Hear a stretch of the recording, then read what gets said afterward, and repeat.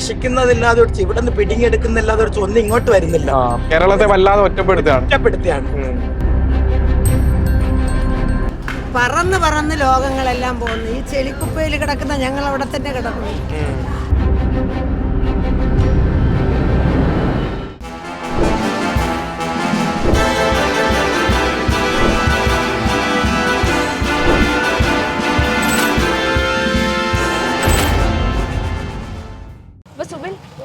വേനൽ ചൂടൊക്കെ ഇങ്ങനെ കഠിനമായിട്ട് നിൽക്കുകയാണ്. അതെ അതെ അതെ അതെ വേനൽ ചൂട് മാത്രമല്ല, നല്ല ഇലക്ഷൻ ചൂടായിട്ടുണ്ട് അല്ലേ? അതെ, ചില പാർട്ടികളൊക്കെ സ്ഥാനാർത്ഥികളെ പ്രഖ്യാപിച്ചു. അതിന്റെ ഒരു തിരക്ക് നമുക്ക് ഇവിടെ കാണാൻ കഴിയും.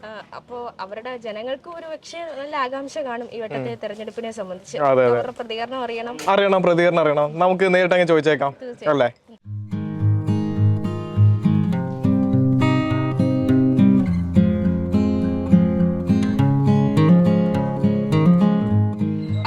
നമ്മൾ നടന്ന് ചാല മാർക്കറ്റ് വരെ എത്തിയല്ലേ? അതെ, ചാല മാർക്കറ്റിലെത്തി. എന്താ പരിപാടി? എന്നാ പിന്നെ ചാല മാർക്കറ്റിലെ ആളുകളുടെ ഇലക്ഷൻ ചൂട് തന്നെ അറിഞ്ഞേക്കാം അല്ലേ? നമ്മളെ ലോക്സഭാ തെരഞ്ഞെടുപ്പാണ് വരാനിരിക്കുന്നത്. ഇന്ത്യ ആര് ഭരിക്കണമെന്ന് തീരുമാനിക്കുന്ന തെരഞ്ഞെടുപ്പാണ്. ഈ തെരഞ്ഞെടുപ്പിനെ ചേട്ടൻ എങ്ങനെ കാണുന്നു? നമ്മള് ഇത്രയും വർഷങ്ങളിൽ കൊണ്ട് വോട്ട് ചെയ്യാറുണ്ട്, ഓരോ ആൾക്കാർ ജയിക്കാറുണ്ട്. ഇതുകൊണ്ട് വലിയ നേട്ടങ്ങളൊന്നും ഉണ്ടായിട്ടില്ല. നമ്മുടെ നാട്ടിൽ അവരുടെ ഫാമിലി രക്ഷയാണ് അവർ നോക്കുന്നത്, അല്ലാതെ ജനങ്ങൾ അല്ലെങ്കിൽ അവരുടെ ഉദ്യോഗസ്ഥന്മാരെ നിലനിർത്തി കൊണ്ടുപോവുക, അവരെ ഫാമിലി നിലനിർത്തി കൊണ്ടുപോവുക, അല്ലാതെ വേറെ ജനങ്ങൾക്ക് വേണ്ടിയിട്ട് ചെയ്യുന്നതായിട്ടൊന്നും എനിക്ക് വിശ്വാസം ഇല്ല.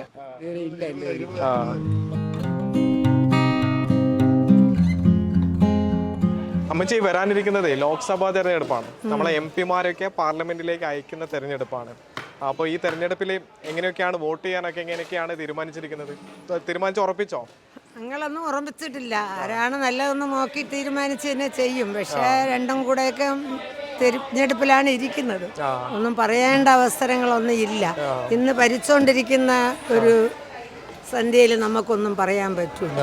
കേന്ദ്ര സർക്കാരിനെ കുറിച്ചൊക്കെ എന്താ അഭിപ്രായം? മോദി സർക്കാരിനെ കുറിച്ച്? കേന്ദ്ര സർക്കാരിനെ കുറിച്ച് തന്നെ ഇപ്പൊ പറയുന്നത്, ഇത്രയും പണങ്ങളും നിങ്ങൾ വാരി തൂർത്തടിച്ച് കളയുന്നു. നിങ്ങളൊരു മന്ത്രി പറന്ന് ലോകങ്ങളെല്ലാം പോകുന്നു. ഈ ചെളിക്കുപ്പയിൽ കിടക്കുന്ന ഞങ്ങൾ അവിടെ തന്നെ കിടക്കുന്നു.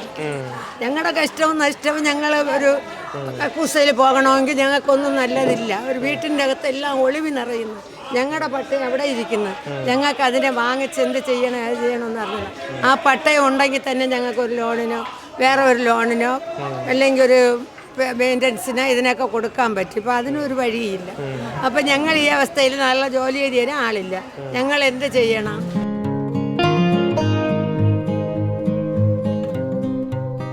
രാജ്യം ആര് ഭരിക്കണമെന്ന് തീരുമാനിക്കുന്ന തെരഞ്ഞെടുപ്പാണ്. എന്തൊക്കെയാ പ്രതീക്ഷകള്? പ്രതീക്ഷ എന്ന് പറഞ്ഞാൽ ജനങ്ങൾക്ക് ആഹാരം വേണം, വസ്ത്രങ്ങൾ വേണം, കിടക്കാൻ വീട് വേണം. ഇതൊന്നും ഇല്ല. ജനങ്ങൾ മരിക്കണം. എത്രയോ വിദ്യാഭ്യാസമുള്ള മക്കളൊക്കെ അതുകൊണ്ട് റോട്ടിൽ കിടക്കുന്നു. അപ്പൊ ഇതിലൊരു തീരുമാനം എന്തുകൊണ്ടാണ് അവർ പ്രതികരിക്കുന്നില്ല? മോദി സർക്കാരെ ക്ഷേത്രങ്ങളും അതുപോലെ തന്നെ വലിയ പ്രതിമകളൊക്കെ നിർമ്മിക്കുന്ന തിരക്കിലാണ്, കോടികൾ ചെലവിട്ടിട്ട്. പക്ഷെ സാധാരണക്കാരിലേക്ക് വരുന്നില്ല.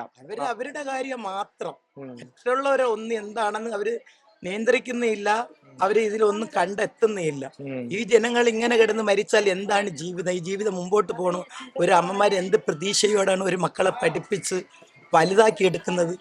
ഈ പ്രസവിച്ചെടുക്കുമ്പോൾ അത് ഊട്ടി പാല് കൊടുത്ത് വളർത്തിയെടുക്കാൻ എത്ര പ്രായത്തിലാണ് പഠിപ്പിക്കുന്നത്? പണങ്ങൾ മുടക്കി ചെലവാക്കി ഏതെല്ലാം വിദ്യാഭ്യാസത്തിൽ പഠിപ്പിക്കുന്നു. ഈ മക്കളെല്ലാം റോട്ടിൽ കിടക്കുമ്പോൾ നമുക്ക് എന്ത് വേദന ഇരിക്കും? രാജ്യത്തെ ഒരു ഭരണമാറ്റമൊക്കെ അമ്മച്ചി പ്രതീക്ഷിക്കുന്നുണ്ടോ? വേണം. ഇത് ഒഴിവാക്കണം. ഇത് ഒഴിവാക്കിയിട്ട് നമുക്ക് നല്ലൊരു ഭരണം നമ്മുടെ നാട്ടിലെത്തണം.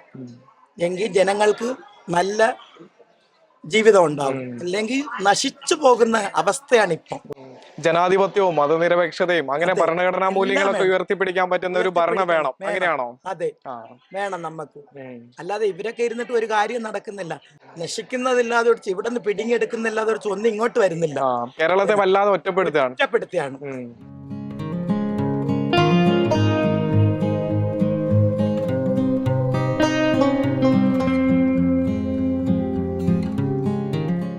അങ്ങനെ സോന, നമ്മൾ ചാല മാർക്കറ്റിലെ തമ്പാനൂരിൽ എത്തിയിരിക്കുകയാണ്. പന്ന്യൻ രവീന്ദ്രന്റെ വാഹന പ്രചരണ ജാഥയിലാണ് എത്തിയിരിക്കുന്നത്. വലിയ ആവേശം. അതെ അതെ അതെ അതെ വലിയ ആവേശം ഒപ്പം നടക്കുമ്പോൾ തന്നെ നമുക്ക് മനസ്സിലാവും വലിയ ആവേശം അവരിൽ പ്രകടമാണ് അല്ലേ? രണ്ടുപേർ നമുക്കൊപ്പമുണ്ട്. എന്താ പേരെന്താ? മോഹിത മോഹൻ. മോഹിത മോഹൻ. ചേട്ടന്റെ പേര് വിനു മുരളി. രാജ്യം വലിയൊരു ഭീഷണിയിലൊക്കെ നിൽക്കുമ്പോഴാണ്, ജനാധിപത്യത്തിനൊക്കെ വലിയ ഭീഷണിയിൽ നിൽക്കുമ്പോഴാണ് ഇങ്ങനെ ഒരു തെരഞ്ഞെടുപ്പ് വരുന്നത്. എങ്ങനെ കാണുന്നു ഈ ഒരു തെരഞ്ഞെടുപ്പിനെ? ഉറപ്പായിട്ടും ഈ തെരഞ്ഞെടുപ്പ് വളരെ പ്രാധാന്യമുള്ളതാണ്, വളരെ പ്രസക്തമുള്ളതാണ്. കാരണം രാജ്യത്തിന്റെ മതനിരപേക്ഷത, മതേതരത്വം അത് നിർണ്ണയിക്കുന്ന തെരഞ്ഞെടുപ്പാണ്. ഉറപ്പായിട്ടും എല്ലാ ജനാധിപത്യ വിശ്വാസികളും ഈ തെരഞ്ഞെടുപ്പിനെ ആ ഒരു ഗൗരവത്തോടുകൂടി കാണണമെന്നാണ് പറയുന്നത്. ഒരു ഭരണമാറ്റം ആഗ്രഹിക്കുന്നത്? തീർച്ചയായിട്ടും തീർച്ചയായിട്ടും. അതിന് നമ്മൾ ഈ പ്രതിപക്ഷ പാർട്ടികളെല്ലാം ഒന്നിച്ചു നിന്നുകൊണ്ട്, ഒറ്റക്കെട്ടായി നിന്നുകൊണ്ട് ഈ മോദി ഭരണത്തിനെതിരെ നല്ലൊരു വോട്ടെടുപ്പിൽ നല്ല രീതിയിൽ നമ്മുടെ പ്രതിഷേധം അറിയിച്ചുകൊണ്ട് തന്നെ തെരഞ്ഞെടുപ്പിനെ ആ രീതിയിൽ തന്നെ കാണണമെന്നാണ് എൻ്റെ ഒരു അഭിപ്രായം. നേരത്തെ രാമകൃഷ്ണൻ പറഞ്ഞായിരുന്നു നരേന്ദ്രമോദി സർക്കാർ അധികാരത്തിലേറ്റത്, ഇപ്പൊ ഇതാ കാശി മധുര ബാക്കി ഹേ എന്നുള്ള രീതിയിലാണ്, ആ ഒരു മുദ്രാവാക്യത്തോടു കൂടിയാണ് വീണ്ടും അധികാരത്തിൽ വരാൻ ശ്രമിക്കുന്നത്. ക്ഷേത്രവും പ്രതിമകളും മാത്രം നിർമ്മിക്കുന്ന ഒരു സർക്കാരായിട്ട് മോദി സർക്കാർ മാറുന്നു. എങ്ങനെ കാണുന്നു?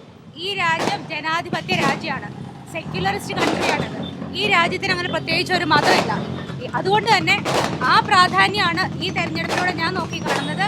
ഈ രാജ്യത്തെ മതേതരത്വം സംരക്ഷിക്കപ്പെടണം. പള്ളികളും അമ്പലങ്ങളും എല്ലാം ഉണ്ടാവണം, പക്ഷേ അത് മറ്റൊരാളുടെ വിശ്വാസത്തെ തകർത്തിട്ടാവരുത് എന്നുള്ളതാണ്. എല്ലാവർക്കും അവനവൻ്റെ വിശ്വാസം, അത് ബഹുസ്വരത എന്ന് പറയുന്ന കോൺസെപ്റ്റിലാണ് ഈ രാജ്യം ഉള്ളത്. അത് നിലനിൽക്കണം എന്നുള്ളതാണ് ഞങ്ങളുടെ ആഗ്രഹം.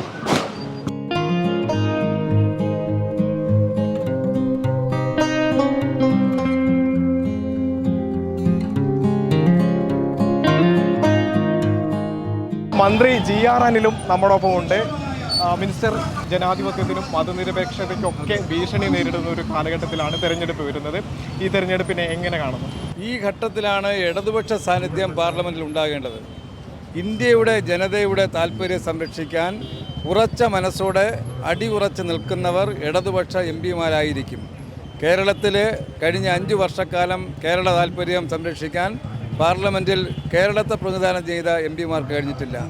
തലസ്ഥാന നഗരത്തെ പ്രതിനിധാനം ചെയ്ത 15 വർഷം ഈ മണ്ഡലത്തിലെ ജനങ്ങൾക്ക് അനാഥത്വം വന്ന ഒരു 5 വർഷമാണ്. ആ നാളുകളിൽ തിരുവനന്തപുരം താൽപ്പര്യങ്ങൾ ഒന്നുമേ സംരക്ഷിക്കപ്പെട്ടില്ല. ജനങ്ങളുടെ സുഖദുഃഖങ്ങൾ കാണാൻ കഴിഞ്ഞില്ല. ഈ കാലഘട്ടമെല്ലാം ജനങ്ങളോടൊപ്പം നിന്ന ജനങ്ങളുടെ സുഹൃത്തും സഹോദരനുമായിരുന്ന പന്നിയൻ തിരിച്ചു വന്നപ്പോൾ ജനങ്ങൾ സ്വീകരിക്കുന്ന സന്തോഷകരമായ മുഹൂർത്തത്തിനാണ് ഇന്ന് വേദിയായത്. തിരുവനന്തപുരം മണ്ഡലം പന്നിയനിലൂടെ ഇടതുപക്ഷം തിരിച്ചു പിടിക്കാൻ പോവുകയാണ്. പന്നിയൻ ജയിക്കുന്നുള്ള ഉറച്ച വിശ്വാസമുണ്ട്. പന്നിയൻ 100% ജയിക്കും. കാരണം ജനങ്ങൾക്ക് ജനപ്രതിനിധിയാണ് വേണ്ടത്. ജനങ്ങൾക്ക് ടൂറിസ്റ്റിനെ അല്ല വേണ്ടത്, ജനപ്രതിനിധിയാണ്. അത് പന്നിയനിലൂടെ എത്രയോ വർഷക്കാലമായി തലസ്ഥാനം കണ്ടുകൊണ്ടിരിക്കുകയാണ്.